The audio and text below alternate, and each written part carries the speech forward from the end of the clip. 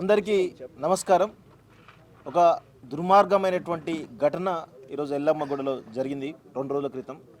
ఈరోజు మేము వస్తున్నప్పుడు ఈ దంపతులిద్దరు కూడా ఇదే ఊర్లో ఉన్నారు, ఇక్కడే ఉండి వాళ్ళు సర్పంచ్కి సంబంధించినటువంటి పనులు చేసుకుంటారు కావచ్చు అని చెప్పేసి అనుకొని మేమందరం కూడా ఊరికే బయలుదేరినాం.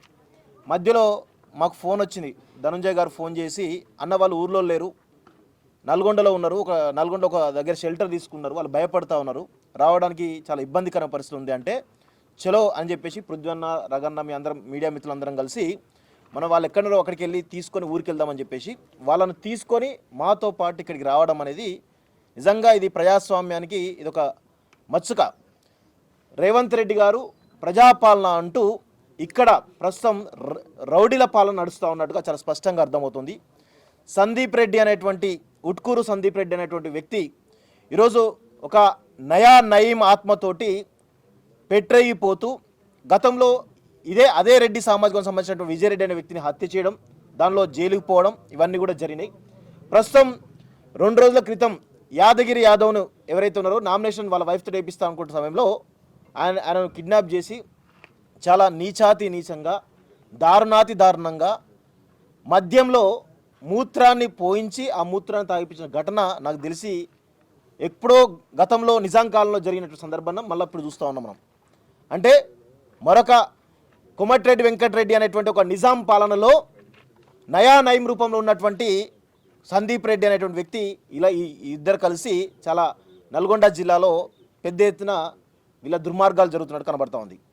సో రేవంత్ రెడ్డి గారు దీనిపైన స్పందించాలి. మీరేదో వచ్చే తెలంగాణ గ్లోబల్ సమ్మిట్ అని చెప్పేసి ఏదో నిర్వహిస్తూ ఉన్నారు, దానికి సంబంధించి మీరు ఏదో ఫుట్బాల్ సంబంధించినటువంటి ఆ డ్రెస్ వేసుకొని ఫోటోలు తీయడానికి సమయం ఉన్నది. కానీ ఇక్కడ ఒక ఆడబిడ్డ, యాదవ సామాజికం సంబంధించిన ఒక ఆడబిడ్డ, అది కూడా చదువుకున్న టీచర్గా పనిచేస్తున్నటువంటి ఒక ఆడబిడ్డ ఈరోజు పోటీ చేయడానికి సిద్ధమైతే మీ కాంగ్రెస్ పార్టీ సంబంధించినటువంటి మంత్రి కోమటిరెడ్డి వెంకటరెడ్డి అనేటువంటి నయా నిజాం, అదేవిధంగా ఆయన అనుచరుడు ఎవరైతే ఉన్నారో ఉట్కూరు సందీప్ రెడ్డి అనేటువంటి రజాకారులను కలిసి ఈరోజు ఇద్దరు కలిసి వీళ్ళను ఏ విధంగా వేధించడం అందరం కూడా చూసినాం. ఇది నిజంగా దుర్మార్గమైన సంఘటన. వెంటనే దీనిలో ఇంకా కీలకమైన విషయం ఏంటంటే పోలీస్ డిపార్ట్మెంటు ప్రజలు కడుతున్నటువంటి పన్నులతోటి జీతాలు తీసుకున్న పోలీసులు ఈరోజు కోమటిరెడ్డి వెంకటరెడ్డి కానీ ఈ ఉట్కూరు సందీప్ రెడ్డి అనేటువంటి దుర్మార్గులు వేసేటువంటి కుక్క బిస్కెట్లకు అలవాటు పడ్డటువంటి కొంతమంది పోలీస్ డిపార్ట్మెంట్ కొంతమంది నీచులు ఎవరైతే ఉన్నారో మీరు వాళ్లకు బానిసలుగా వాళ్ళ ఇంట్లో గుమ్మం ముందు ఉండేటువంటి కుక్కలుగా మారుతూ ఉన్నారు. నిజంగా ఇది దుర్మార్గమైన విషయం. ఇది చాలా ఆవేదనతో మాట్లాడుతున్నాం. పోలీస్ డిపార్ట్మెంట్ అందరినీ కాదు, కొంతమంది ఇంతకుముందు పేర్లు చెప్పారు కదా, మీరందరూ ప్రజలకు రక్షణ ఇవ్వాలి కదా, ప్రజలకు రక్షణ ఇవ్వాల్సింది పోయి ఈరోజు పాలకులకి తొత్తులుగా వాళ్ళు వేసే కుక్క బిస్కెట్లకు అలవాటు పడే విధంగా మాట్లాడడం ఏంది నాకు అర్థం కాదు. భయపెడతారా వీళ్ళని? అంటే వాళ్ళకు ప్రజాస్వామ్య వ్యవస్థలో ఉన్నామా లేకపోతే నియంత పోకల వ్యవస్థలో ఉన్నామా? కేసీఆర్ కూడా ఇదే విధంగా నియంత పోకర్లతోటి ఇదే విధంగా పెట్టయిపోతే గద్దె దించడం, పోయి ఫామ్ హౌస్లో రెస్ట్ తీసుకుంటా ఉన్నాడు. ఏం చేయాలో అర్థం కాక తెలంగాణ ప్రజలకి నేను చాలా అన్యాయం చేసినట్టు ఒక వేదన అనుభవిస్తూ ఉన్నాడు.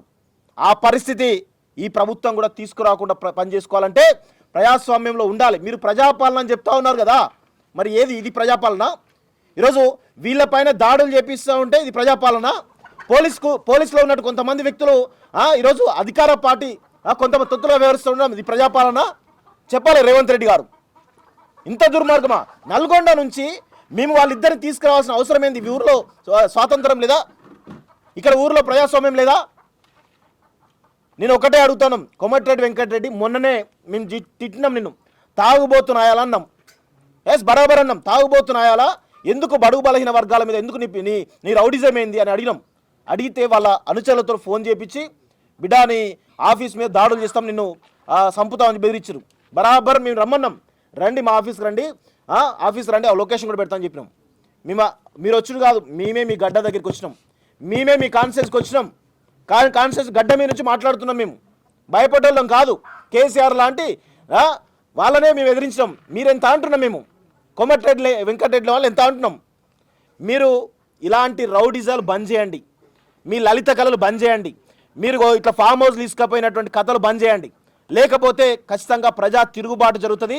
నల్గొండలో ఇగో ఇలాంటి చాకలి ఐలమ్మలు వందలాది వేలాది మంది ఉన్నారు.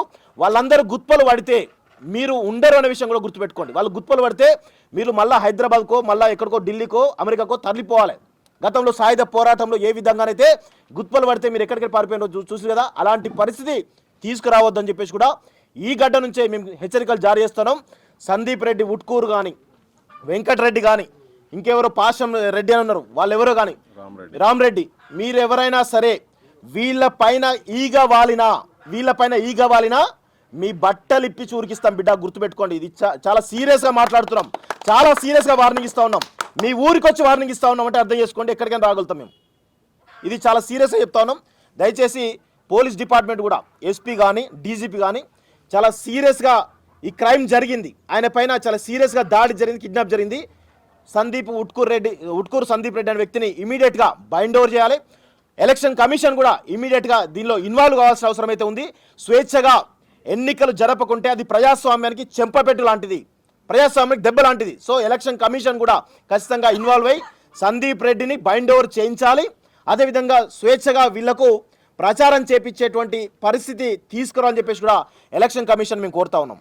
So thank you very much. మేము ఇక్కడితోటి పోరాటం ఆపేది లేదు. ఖచ్చితంగా వీళ్ళు నా ప్రచారం పూర్తయ్యే వరకు కూడా వీళ్ళకి సంబంధించిన విషయంలో మేము ఖచ్చితంగా అండగా ఉంటాం. ఎక్కడ ఏం జరిగినా తక్షణమే నల్గొండ ఎల్లమ్మగూడెంలో వచ్చి తీరుతాం, గంటల్లోనే వచ్చి తీరుతాం. ఎంతోసేపు 2 గంటలు, హైదరాబాద్ నుంచి 2 గంటలు వచ్చి తీరుతాం అని చెప్పేసి కూడా కోరుతా ఉన్నాం.